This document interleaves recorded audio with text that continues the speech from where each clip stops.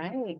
I think we're probably good to get started, and we'll welcome our friends and colleagues as they continue to come in. But thank you so much for joining us this morning for your first session.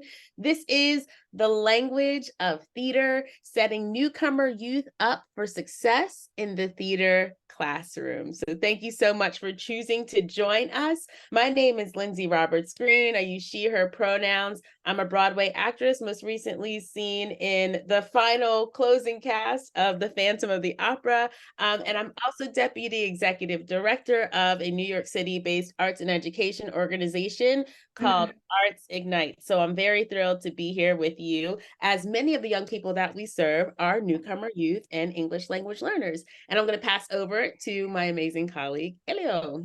Thank you very much, Lindsay. And my name is Helio, and I came to New York as a teenager from Colombia to go to school. And I studied theater and applied theater and linguistics. And I've been teaching now for 15 years in high school. And I develop a program to acquire language using performing arts. So we do a little bit of everything, and it's a little bit of a lot of fun. And I teach at an international school, which is a network within the public schools devoted to the needs of immigrant students. Awesome. Thank you, Helio. And so we are so thrilled to be here today. And Helio is going to share today's goals. Very good. So today we want to, we want us to have a conversation. I know that, it can be frustrating, it can be crazy, but we want to better understand, our students so we can serve them well. And also we want to gain some strategies to make sure that we have ways to be able to help them. And we hope to do that today in a way that feels fun and engaging. And so we thought we might start off today with a little audience poll. So I'm going to ask you a series of questions, and you can raise your hand or you can digitally raise your hand. The first thing I want to know is how many folks know how to say hello in another language? How many know how to say hello? Okay, awesome. Awesome. How many folks know how to say, how are you in another language? How are you? You can get around by saying, how are you? Excellent. Okay, great. We have a lot of fluency here in the room, Helio. How many folks feel like they could say, my name is in another language outside of English? Okay, excellent, excellent. How about the phrase, where is the bathroom? How many folks feel like they could say, where is the bathroom? All right, a few less hands. Maybe some folks might need some help finding the bathroom. Okay, very good. Keep your hands raised if you can say, using 2 or 3 plays you have studied, compare the presentation of 2 or 3 characters, for example, their introduction or their dramatic interactions with other characters, saying in each case how the presentation furthered the dramatist's purposes and how it rewarded your study in another language. Yes, yes, exactly. Very few hands, a little bit.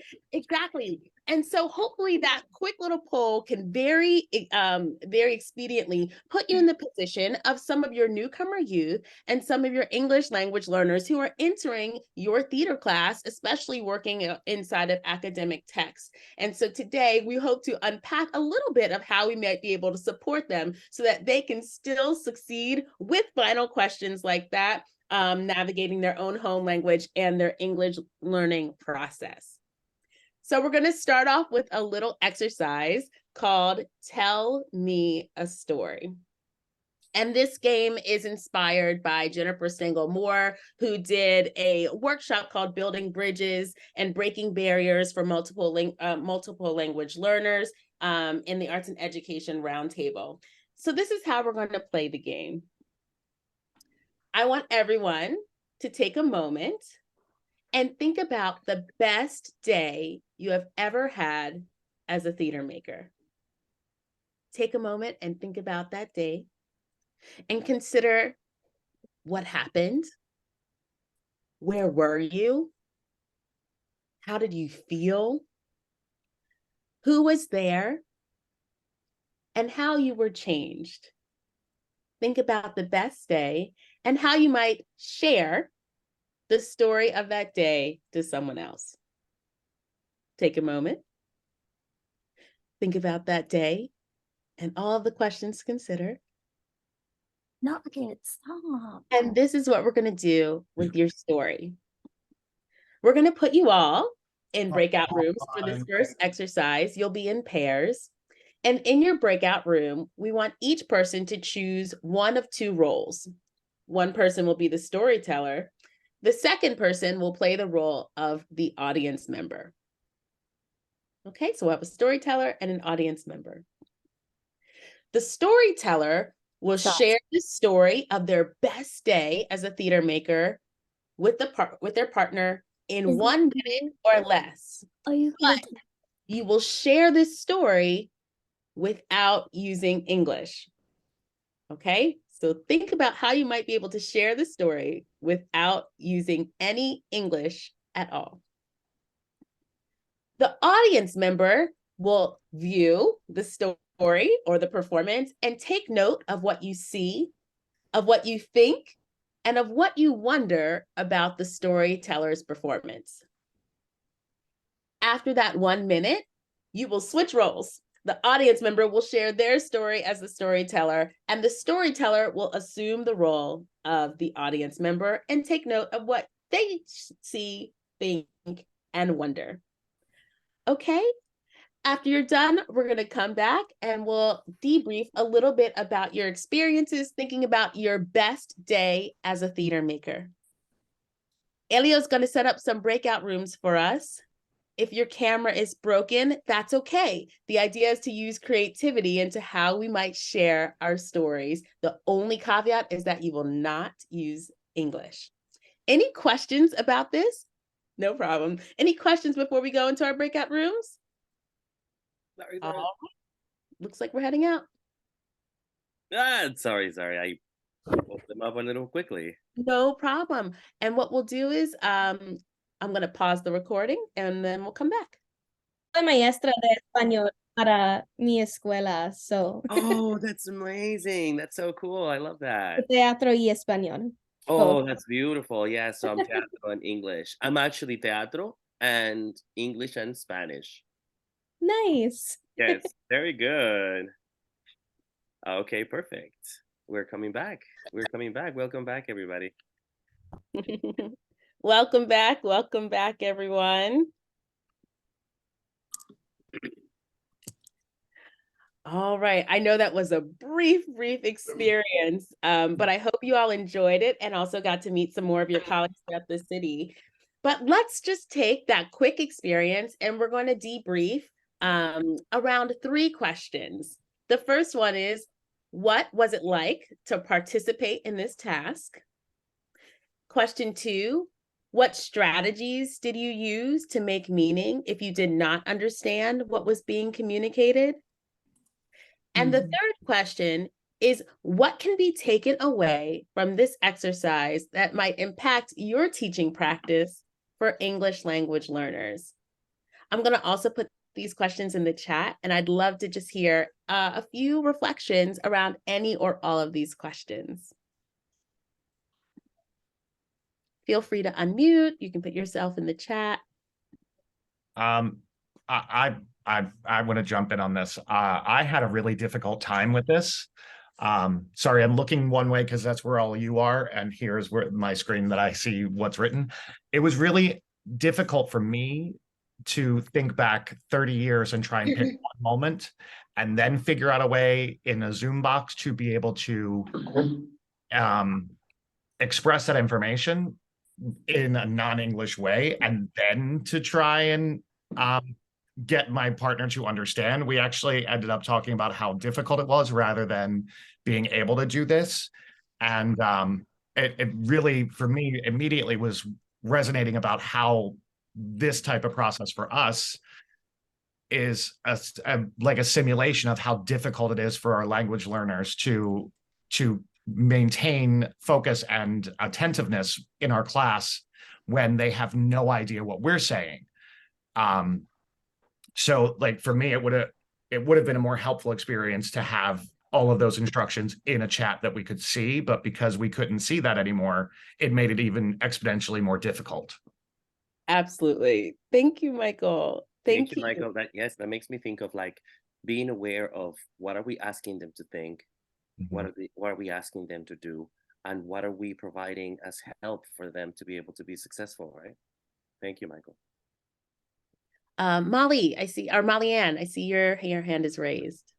Yes. I mean, I enjoyed it. I did it, we both did it sort of charade style.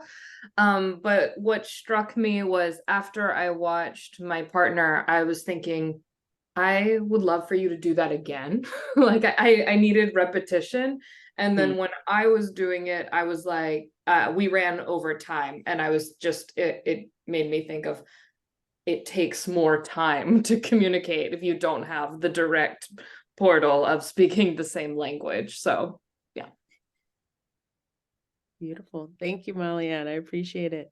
It's like Zoom, right? Everything takes so much longer with language learners. Just like Zoom, right? We think that we can do everything so fast, and no.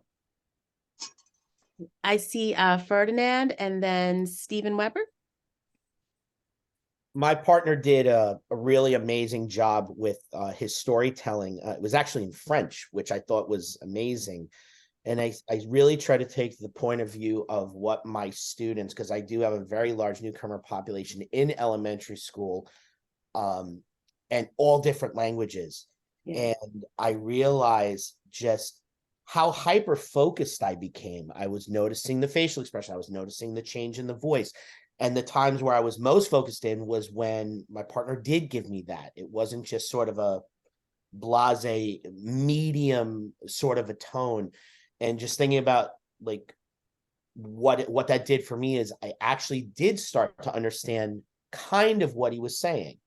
So just thinking about my own students, that's really effective practice. And that really is what it's like, because it's hard when you don't know the language and you have 7 different language learners. It's like, how do I reach these children? That was very, very helpful for me. Thank you, Ferdinand. And also the power of theater that goes way beyond words, right? When we have those facial expression and those things, that is so much more rich and beautiful than just words and words. Excellent. Stephen. Hi. So I just wanted to say that I really enjoyed that experience because it was pretty illuminating. I went first in working with April and spoke in, functional Spanish, I would say. I'm not fluent, but I can converse, but there's a lot I don't know. So maybe an intermediate level. And it made me think about just the focus that I had trying to express myself. So imagining a student who's at that level with English, trying to make themselves sound clear and the exhaustion that comes with that. And then similarly, when April told her story, she spoke in Portuguese, which I can understand, 80% of. So then I was in the position of trying to understand a language that I only partially know. And again, I could partially understand, but I was really, not sure the name of the manager spoke, but focusing on the face and listening really intently to words and trying to think, does that word mean what I think it means? And it was a fun exercise, but also, even though it was only a few minutes, when it was over, I was like, oh wow, that wore me out. That was a little tiring. It's a great reflection. That is beautiful. 45 minutes of that, right? Yeah. I'll encourage everyone to also look into the chat. We have some great reflections in the chat as well. Did anyone else want to give voice in the space about their experience? I would like to say something. Okay. I just noticed it was so hard to communicate the complexity of the story with just, pantomime. I did not choose to use a language, but I just realized, there's so many little details. So how do you even pare that down to something? I think it's like easy to oversimplify. So I'm thinking about my students, how, they of course have complicated thoughts and how so little of it gets to me about what they're really thinking about because of the communication. Yeah. Great. I saw people were using gestures, other languages, their facial expressions. I'm wondering if anyone made use of the chat and thinking about written supports. Neil, I saw your hand. I saw your hand go up. That would have been a good idea. I didn't use the chat. I was the guy who was speaking in French, and I was trying to. By the way, hi Naye. It's nice to see you, my snite. It's been a long time. Yes. Yeah, I found that like just finding the French words. I mean, I went right to using words first, and then I found out that when I talked about the moment, it was a very specific moment in a production of R&J that I was doing with a group of youth, and I was directing, and I had directed in front of the audience the last like final moments of the play, and it was the most amazing experience to do it with the audience in opening night and do the final moment of the play because we just hadn't gotten there. We had 2 weeks to do it. We did like Shakespeare. And when I spoke in French about that moment, I became emotionally connected. And that's what I think he was talking about. And so then my intention and my emotional life was actually far more important than the words I was trying to use to explain the moment. So I didn't even know it until I was doing it. I was like, oh, that's much more interesting. Just act the moment. Just do the thing that you happen, you know? Absolutely, physicalizing, you know, and there is like this language about gestures and feeling it and doing it that is very universal, I think. Great. I think we probably have time for one more reflection. And Joanna Hayes, I see your hand up. Hi. It just, this activity made me think about when I am teaching. I think I do very dramatic gestures and facial expressions for my ENL students, and so much so that my English speaking students will probably start laughing at me, and they think I'm just talking with my hands so much, and they start imitating my movements. But I think it's just that much more important that we all do those gestures and do those facial expressions, even if it feels silly. I think, like we all saw in this activity, it can be really beneficial for our students that are learning English. Awesome. And I want to uplift that, Joanna, because I think the strategies and tools that you can employ to support your English language learners, your newcomer youth, it's this idea of the rising tide lifts all boats, right? Like nothing that you will do will detract from folks whose home language is English. It will actually support the comprehension of your entire student body. So just to uplift that as well. Awesome. Thank you all so much for engaging in that activity. I hope that it was a powerful simulation, and it sounds like it was, to really place you right in the space of some of the students who are in your classes and who are excited to learn theater from you. So we're going to build some shared language that we'll use for our understanding for the session today. The first term that we just want to briefly get some shared language around is newcomer youth. So in New York City, we're defining newcomer youth as youth who have lived in the city for 3 years or less. We have just under 22,000 immigrants ages 14 to 21 who have lived in New York City, and this was between 2015 and 2019. We know that that number is a lot higher now, and you probably see that reflected in your student population in your classrooms. Nearly 18% of these youth, or 3,900 at the time, were not enrolled in school or had not yet received a diploma or an equivalent. So this is how the city is defining newcomer youth, 3 years or less in New York City. The next term we just want to go through is English language learners. There's a lot of different terms you might hear: English language learners, multilingual learners, emerging multilingual learners. There's a lot of language, and oftentimes I believe your schools will give you the classification for your students. So Helio has really done a beautiful job of breaking down some of the information that you might have about your students that you are receiving from the districts. So ELLs are students who are learning English and have a home or native language that is not English. We also have emerging multilingual learners with levels of entering, emerging, transitioning, expanding, and commanding over English language. SLIFE are students with interrupted formal education. I'll say at Arts Ignite, this is a space where we're working with a lot of young people who are coming to New York City, and we do programs that prepare young people during the summer to be successful in your classroom through the arts. And so we're thinking about students who have had their education because of systemic effects or because of world issues or things that are happening that have brought them to New York City, where their education has been interrupted. The state and federally regulated learning goals for any students in these classifications are to attain English language proficiency, meet or exceed academic content standards in ELA and mathematics, and ultimately to attain reclassification. Just to note, all of this information is in the lesson plan and also some resources that we have. So feel free to take screenshots as we go through. This will be recorded, but just want to make sure that you know all this information will be available for you to reflect on. Lindsay, if I may add a little something in this section. Absolutely. I was going to say, in terms of the classifications and the things that they tell us what their levels are, sometimes it's really complicated. When they arrive in the country, they take one test, and that test says something. And then every year, they take another test that is supposed to be measuring and where they are. But we know how tests work. Sometimes they're tired, sometimes they don't understand it. And test taking is a skill in itself.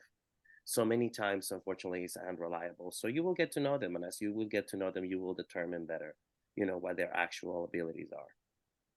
Beautiful. Thank you, Helio. When we think about supporting our ELL students, there are 4 domains of English learning. And what I love is that theater naturally plays well to supporting them through all of these domains. The domains that we want to see young people really thriving in are listening, speaking, reading, and writing.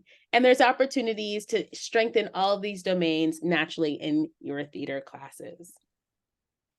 Helio. Yeah, so in terms of the research in how we are serving our students better, a lot of things have changed over the years. We have had different models like bilingual education, subtracting and additive language education, different things. And we would like to offer to you something amazing that was developed here in New York at the CUNY Center, the Graduate Center. Ofelia Garcia and her amazing team of people came up with the idea of translanguaging. And translanguaging is, the ability to move between different languages, but not recognizing them just as languages. It's just freedom of language. That's what I like to call it. It's for you to allow the presence, all the different languages that are present in the room to have a place. And also the different cultures and the things and the beliefs and the things that your students have to have a place in your actual classrooms. And the opposite of it would be English only. We have a little video that can help us to understand this a little better. Yes, and I'm going to pull that up for us now. Thank you. Absolutely. And just so you know, in our lesson plan, and we will put the link in the chat, in our lesson plan, you will find more resources and research papers that you can read through, and also videos that you can actually see and how this kind of teaching takes place.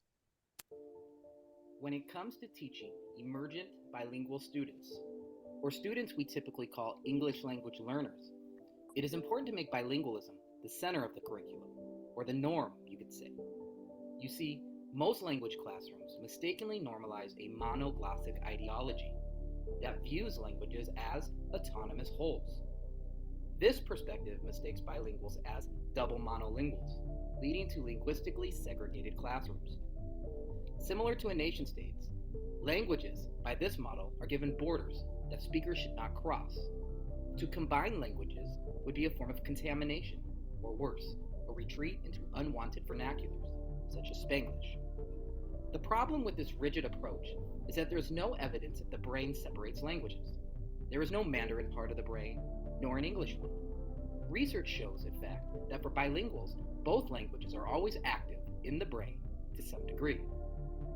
A better approach to language teaching is to cater to our students' full linguistic repertoires, or all the languages they know. If a student is a native Spanish speaker but can only use English in the classroom, she is forced to use only a small percentage of her linguistic repertoire, the very thing that allows her to think. This hinders her ability to grow conceptual knowledge because of the inability to rely on the first language as a foundation of learning. And it also ignores the cultural identity and funds of knowledge the student brings to the classroom. To enact a curriculum that caters to the skills of emergent bilinguals, teachers must adopt a translanguaging stance. You see, languaging is important because language is the product of democratic action. If you can get enough people to use a word, that word, by the action of the masses, will be incorporated into the dictionary and recognized as an official word. We can Young stop it people right here. are And you particularly guys adept will, at see the languaging. rest of it. This is why students have to explain to me. Very good, very good. So here we have, here we have some research. We'll have some ideas, on how to address it. But translanguage also has a very important aspect, which is seeing the person as a human, like understanding also that your language learners, are going to require a trauma-informed education approach as well. You have to understand it, and I have committed this, horrible crime, I think, which is, oh, you're an immigrant, you just arrived, tell me your story, what happened, what is the most emotional moment of when you arrived, when you said goodbye to your grandma and never saw her again. So it's sometimes we think that this is going to be helpful because as theater makers we can use this to make amazing theater, but then we have to be mindful of what is the story that they're ready to actually share, right? And how can we make all these things, for them? And also, do they have, food to eat? Do they have shelter? Like, there's so many things. So seeing them as humans and not just language learners, or it's very, very important. Yeah, thank you, Helio, for that example. And we want our curriculum to be, yes, trauma informed, to be linguistically supportive, and also to be culturally responsive and relevant to our students. So we're going to now do another little game to kind of help us synthesize all of this information. And this game is called Spot the Difference. Okay, spot the difference. So you're going to observe a brief theater lesson 2 times, the same lesson twice. And I want you to, as you observe the theater lesson, to note what you see, what you think, and what you wonder about strategies that helped you to learn better. All right, so here we go with Helio. Oops. Helio, I'm going to pin you. Here we go. Ok, hola, bienvenidos a todos. Y esta es nuestra clase de teatro y hoy en día es muy importante que todos sepamos lo que estamos haciendo. We're going to share a slide para que sepan todo lo que está pasando y me entiendan lo que tienen que hacer. Vamos a tener 5 minutos para que ustedes puedan hacer lo que se llama un tableau. Un tableau. ¿Alguien sabe qué es un tableau? ¿Alguien sabe qué es un tableau? Sí. Ok, Molly, cuéntame, ¿qué es un tableau? A frozen stage picture that tells a story. No, mami, en español, no inglés, español. Es un ¿Un qué? Perdón, ¿un qué? No, lo siento. No, alguien más. Ok, Amanda, ¿qué es un tableau? Es una pintura que las personas no se mueven. Más o menos, sí. Entonces, tenemos 5 minutos para poder hacer eso y vamos a hablarlo. If we can share the slide, Lindsay, thank you. Aquí pueden ver exactamente qué es lo que necesitan para poder hacer su tableau, ¿ok? Ahí vamos a hacer el tableau en 5, 4, 3, 2, 1, go. And scene. Yay! Very good. I came to New York to study theater. I was 18 years old, and I was the only person in my school that didn't speak English, and that's exactly how it felt. It was horrifying. Anyway, so after the years have passed, now Lindsay, you can share the next slide, and we can talk about another way of doing this. Okay, if everybody can say 3, 2, 1, action. Let's try it again, see what happens.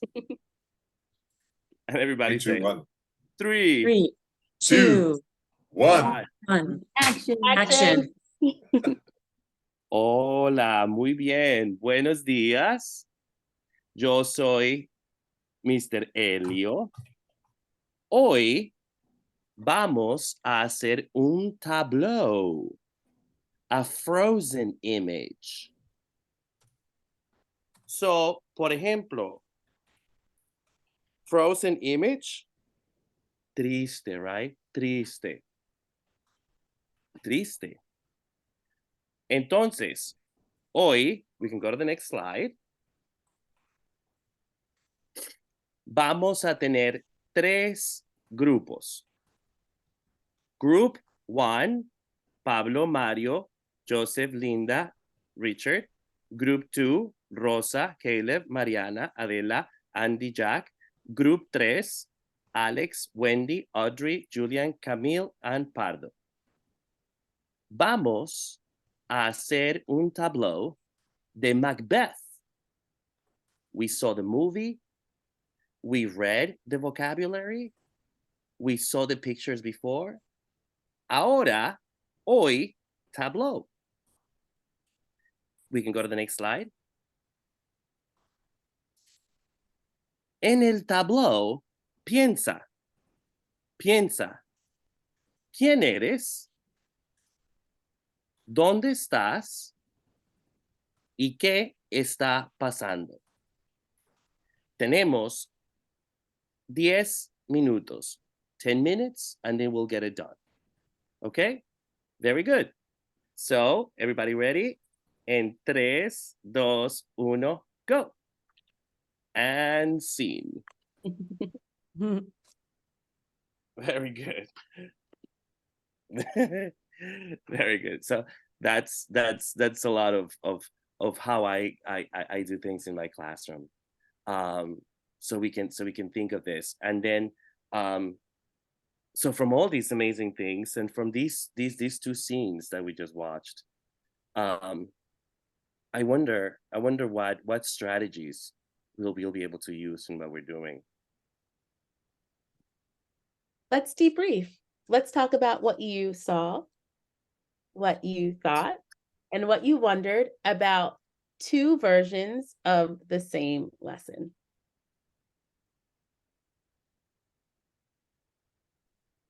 Neil, yeah.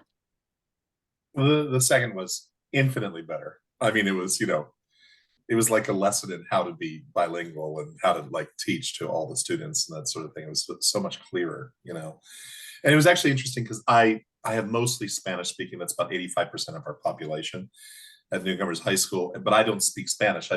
Yo hablo un poquito español ahora, but I've had to learn it as part of it. I do speak French, so that's been a little bit easier. But the way you did it, I pretty much understood most of what you were doing, and I could do it the opposite direction, speak in English very slowly, and then do a couple words of Spanish to go along with it. So it was very useful to me to see how you did that exercise, I think there's something about being economic with your language when you're giving directions, and also to have the translate. You don't have to say it, but to have the translations on the board is helpful. Very good. Amanda, yes. I think that the pictures are a great tool because I feel that oftentimes teachers assume just because they have the translations on the board, the students can read it, and you don't know what entry point that student is in their native language. So it's important to communicate the image with what you're saying in a more relaxed atmosphere, as opposed to let me read what you wrote and then catch up with the class. It's interesting to me always how we assume that something so simple is like, but I'm just telling you what to do. It's so simple. Why do I need a picture? What do I need to write about? But it's really helpful. Very good. Yes, Sarah. Just the tone of how you started the second lesson by like saying hello and introducing yourself, and the kindness that was coming through, that you cared for us. In the first one, it was very like, like, I don't care that you don't understand, like, this is what we're doing and you're wrong. There was none of that condensate, like, in the second one. Thank you. Yes, and it is frustrating, and we will be frustrating, and it is scary. But when we put it down, and also, for me as a teacher, also it's been about, I have like this weight of like the English that has to happen in my class, or all these different things, and then I just dump it on the students, and it happens all the time. Very good. Yes, April. I So I teach in a school that has many, many different languages at a time. Sometimes I'll translate my documents in 8 languages, 9 languages, um, depending on what we're doing. So I try really hard to be physical and use a lot of visuals. And I really appreciate what you just did. But this year I got a huge challenge. I have a student who's blind, and that made me rethink my entire practice, how, because I can't be as visual. I mean, I my words have to be extremely visual and descriptive to her more so, even though I do translate things to Braille for her as well. But it is every single day I'm rethinking, like, how can I teach this lesson, and how can I, and I think that we have to, getting in their minds, helping us to break it down is so helpful. And I used to think that I had to think maybe teach 10 things in a lesson. I'd rather teach 3 well that they're going to get and they don't leave my room frustrated. But Yes. sometimes as teachers, we forget this because we're just busy and have a lot, worried about observations and other things. So, but thank you for that. I really appreciate it. Definitely. And also, when you were talking about translating, I have made it part of my learning process to give them time and the tools so they can translate stuff that they need. So I don't end up having to translate everything for everybody, because they are going to need that skill also in life. Well, some of my students do have iPads and they can translate documents and things, but I try to give it to them in their own language whenever possible, especially when I work with elementary students. This year I'm in middle school because it's a K through 8 school, but with the younger ones, I usually try to have it for them. And the other thing is that I've let my students perform in whatever language they want. And the audience always gets it. And I'm like, we know what the story is. We're all doing the same script. Let them do it in their language. And sometimes the kids in the audience are like, what? But it really helps. And like a few months later, they're translating for another new kid that just came into the school. And So just as a reminder, for them to be able to have the ability to write and to communicate what we call proficient or commanding, it takes 6 years at least. So for us to think about. Yes. Niai, I see you with your hand. And then Ferdinand, thank you. It's okay. No, thank you. Yeah, I was just struck by the step-by-step directions, which we all know about, but just how in the second version, having those visuals and also the speed of your speech, like how maybe somebody's already mentioned that, but I just was like, oh, slowing down, less words, slower. It just, along with the lack of enormous amount of text, like less, like just visuals and a slower pace made everything just much more relaxing for me. Thank you. And it does take time and repetition. And also something that I always recommend is those debrief questions are so important for the theater classroom. So have them written and have them translated, and formulate your sentences with a similar structure so it's easier to understand. Thank you. Yes, Ferdinand. Major wonder for me watching the second version of the lesson is, as a teaching artist, a theater artist, and a teacher, you're so exuberant. You want everyone to participate. You want everyone to be happy and comfortable. And as I was watching, I was thinking to myself, how many times have I been too exuberant? How many times have I been too forthcoming? Because I deal with, maybe 7 or 8 different language populations, newcomer populations, and thinking of their culture, for a lot of them, maybe that's not what they're used to. Maybe that's too overstimulating to them. I think you focus so much as a teacher on just the getting them involved that maybe we forget sometimes that that's not the way they've learned, or maybe that's not part of their culture. That was a big wonder for me watching it the second time. Definitely felt more comfortable the second time. Brendan, that also reminds me of looking at people in the eye and talking to them.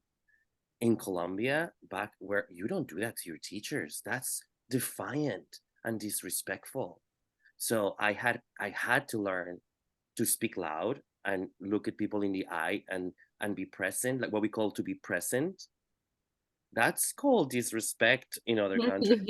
My Chinese students, I've learned that is the same way in their culture. Yes, so originally I took that as being disrespectful, but then when I asked many of my Chinese students who've transitioned to English, and they said, no, in China, we are not allowed to look at the adults. We are supposed to look down, and that's when I made the connection. I was like, oh my God. I felt like a heel, because it's like, here I am saying, look at me, and they don't, because it's disrespectful. Yes, so you have to I felt terrible, because it's like, I didn't mean to do that. Yeah.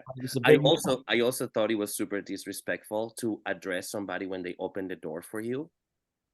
You don't say that. And then people are like, you're welcome. And I'm like, I'm sorry. And here I learned that the right way to react is to say, look at them in the eye and be like, thank you. I'm like, they would never do that. That's crazy. Like, and then, or you know, it's just these cultural things that we have to be aware of as well, right? It's not just about language. Mm-hmm. Mm-hmm. Yes. And last, Vanessa, yes, let us. Hi, thanks.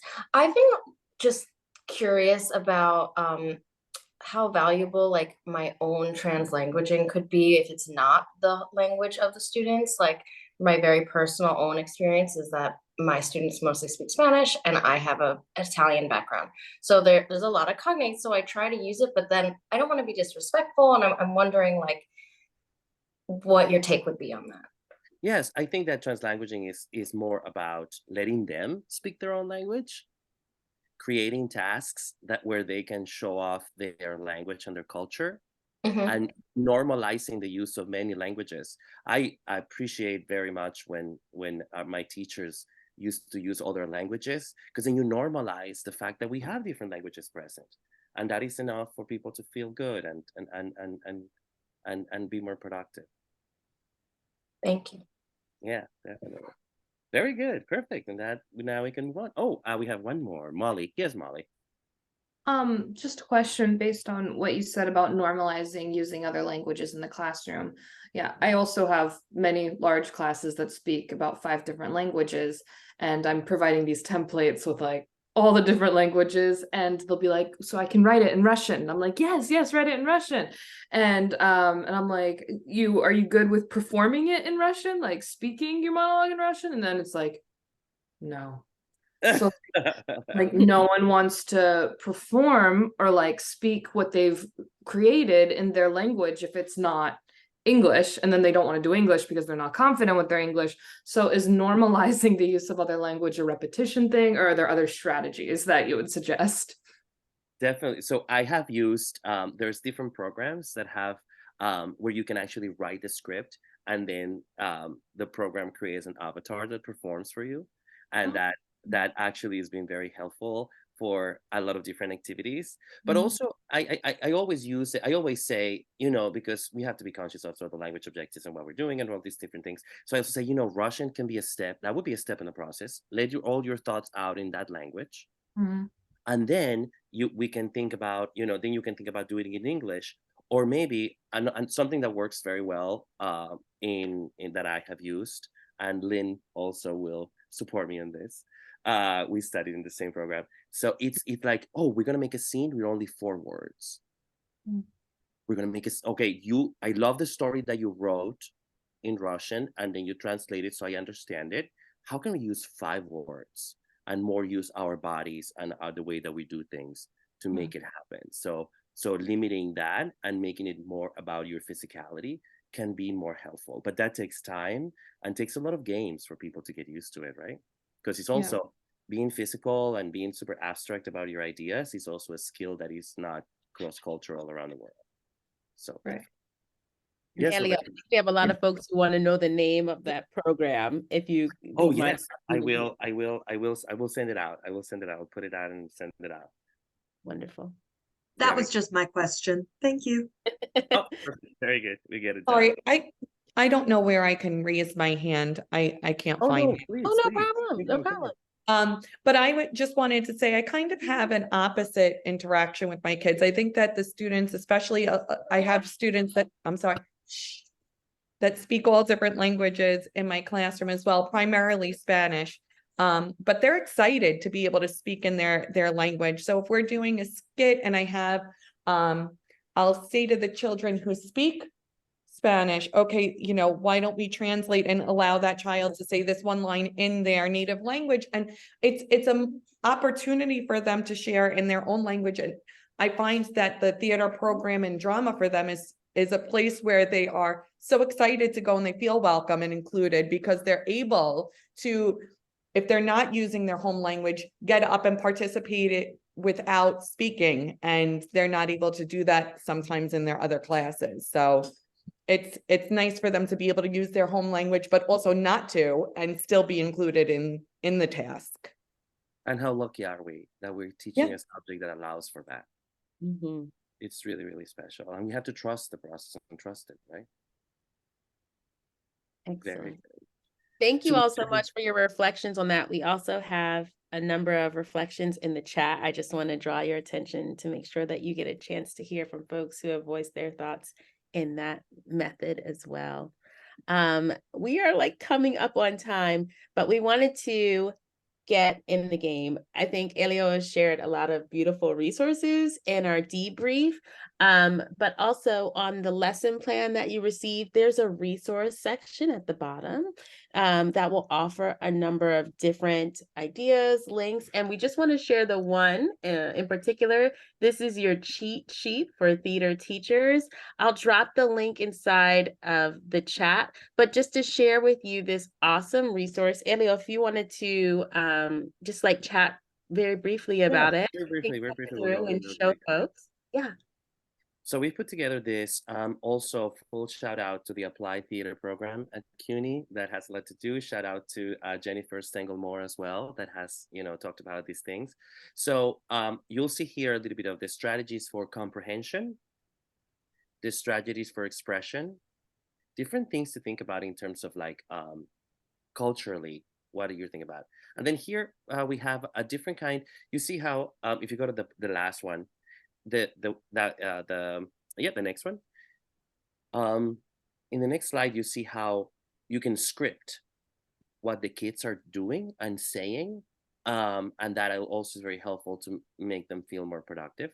And a bunch of games that the games that we already know, but these are games that are more based on the building community, the coming together, the playing around in preparation for making like scenes. So we put a bunch of like games there and little questions and things that are helpful. So you can think about, and maybe this can help you a little bit with everything. Awesome. And so that is in your lesson plan. I'm also going to just drop the link to that incredible resource in the chat now so that you all definitely have it. And thank you, Helio, for really putting that together. I think that's going to be an incredible resource for everyone to use. Okay, folks, we're actually at that time where we are closing out this first session. But we just wanted to make sure that we held space for a little bit more reflection about our brief 56 minutes together, looking at the questions that you'll be asked across your different workshops today about what struck you today as a participant. What did you notice about the facilitation of discussion during the workshop and how that might support your work in your own classroom? How might you adapt or extend this work with your students? And how does this connect to our theme of all the world's a stage? So we're going to hold a few moments just to think about those questions that you'll again be asked throughout the day. And then I'm going to put the link in the chat to bring us back to the main room to move into your next session. So any closing thoughts around any of these reflection questions here?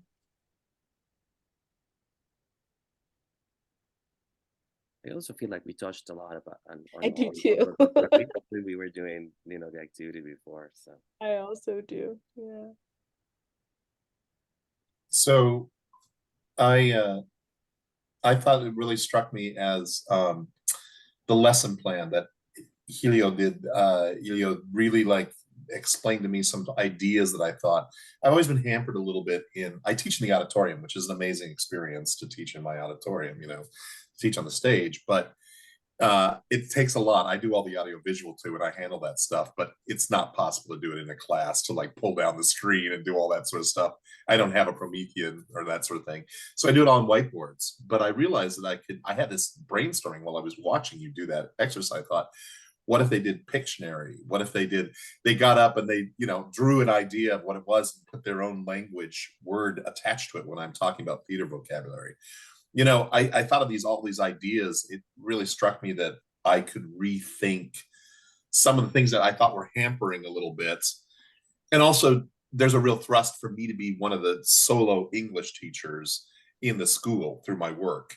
But maybe I can find a way to balance that a little bit with all the languages that are in my classroom. And I usually have about 6 languages in my classroom in every single class. So I really was struck by that, a way to rethink the challenges that I have in my teaching by teaching in the auditorium. Beautiful. Thank you for that reflection. Helio also just put the session plan so you can kind of see all that we were talking about today in the chat. Thank you for the comment, Aisha, and Joanna. We are at time. So what I'm going to do is put the main session link here for us to go back into the room.